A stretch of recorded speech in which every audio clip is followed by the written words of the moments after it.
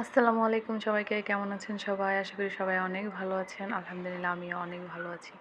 তো আজকে আপনাদের সাথে গরুর ভুঁড়ি, আমরা ভুঁড়ি বলি, অনেকে বট বলে। তো যাই হোক, আমি আজকে হচ্ছে এই গরুর ভুঁড়িটা রান্না করব, ভাজি করব। আপনাদের সাথে সেটাই শেয়ার করব। তো চলুন শুরু করা যাক।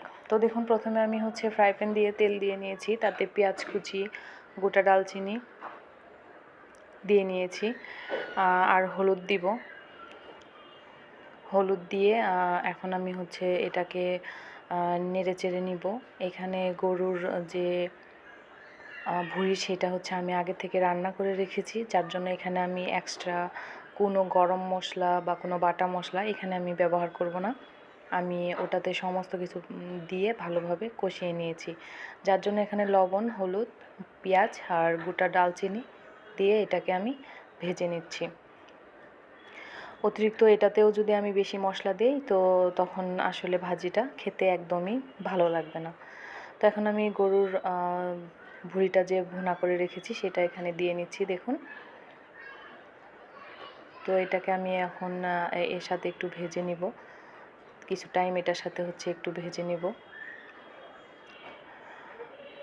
দেখুন, আমি এটাকে ঢেকে দিয়েছিলাম। তো ঢাকনা খুলে আমি হচ্ছে এটাকে আবার একটু নেড়ে চেড়ে দিচ্ছি। এ পর্যায়ে আমি চুলার আঁচটা একদম মিডিয়ামে রেখে আমি এটাকে ভেজে নিচ্ছি। দেখতে পাচ্ছেন এটা ভাজা ভাজা হচ্ছে। তো এটাকে একটু সময় নিয়ে এটাকে ভেজে নেব। এটার সুন্দর একটা স্মেল আসতেছে। তো দেখুন, এখন ভাজা হয়ে গেছে একটু। তো এখন আমি হচ্ছে আলু যে কুচি কুচি করে এটাকে কেটে রেখেছি সেটা হচ্ছে এটার সাথে আমি মিক্স করে আবার নাড়া দিয়ে দিব। তো দেখুন, এটাকে হচ্ছে আমি সুন্দরভাবে মিক্স করে নিয়েছি। মিক্স করে এখন আমি আবার নাড়তেছি ভালোভাবে মিক্স করার জন্য। আর গরুর ভুঁড়িটা আসলে ভাজিটা আমার কাছে মানে অনেক ফেভারিট। অনেকে এটা পছন্দ করে, অনেকে আসলে করে না, কিন্তু ভালোভাবে রান্না করলে এটা আসলে খেতে অনেক সুস্বাদু হয়।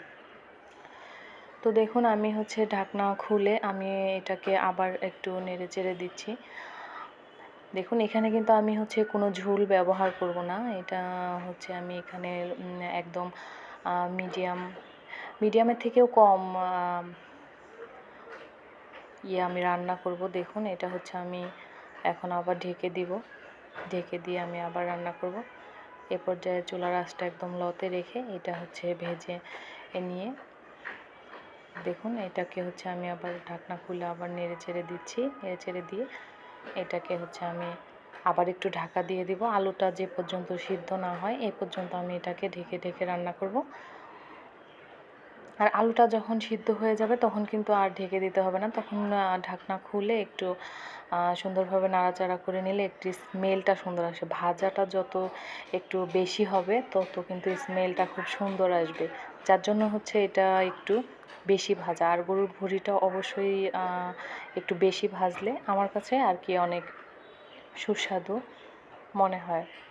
তো দেখুন, এই পর্যায়ে হচ্ছে আমার ভাজা অনেকটাই হয়ে গেছে। তো আমি দেখুন একদম মানে গায়ে গায়ে লেগে গিয়েছে, আলুগুলো সুন্দরভাবে সিদ্ধ হয়ে এসেছে, দেখতেই পাচ্ছেন খুব সুন্দরভাবে হয়ে গেছে।